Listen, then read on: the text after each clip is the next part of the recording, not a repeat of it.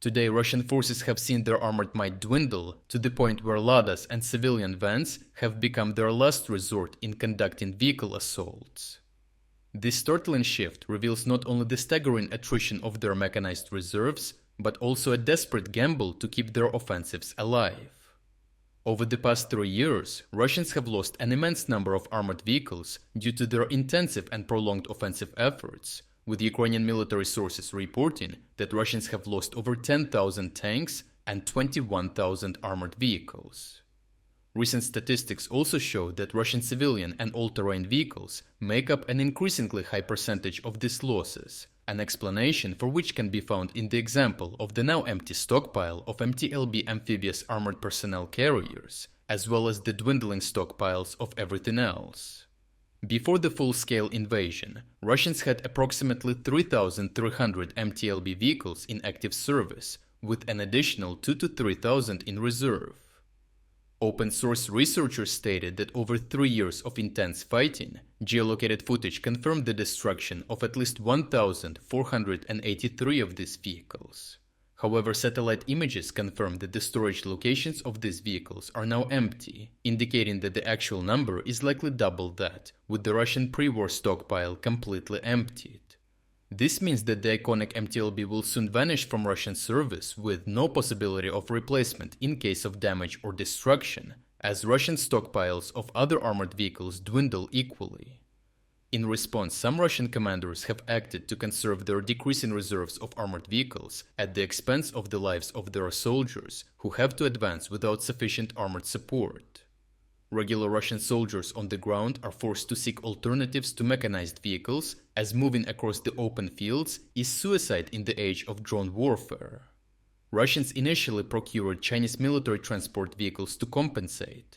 These light all-terrain vehicles had superior mobility to Russian armored vehicles, but since they were unarmored, they were left vulnerable to artillery shrapnel and small arms fire, which led to even higher rates of losses. As these stockpiles drained even more rapidly, many Russian units resorted to conducting assaults in Soviet-era civilian vehicles, including Bukhanka vans and LADA cars, as their only means of transport. Russians conduct these assaults usually in combination with extensive artillery shelling of Ukrainian positions beforehand. This way, the Russians slightly improve their chances as they attempt to suppress the Ukrainian soldiers till the last possible moment before the assault group reaches their target positions to dismount. Unmodified Ladas can only carry small squads of up to 4 soldiers at a time, which are limited to carrying only combat essential gear due to the cramped nature of the Ladas. This is why Russians already quickly started converting the Ladas into pickup trucks, with cages on the back where Russian soldiers could stand.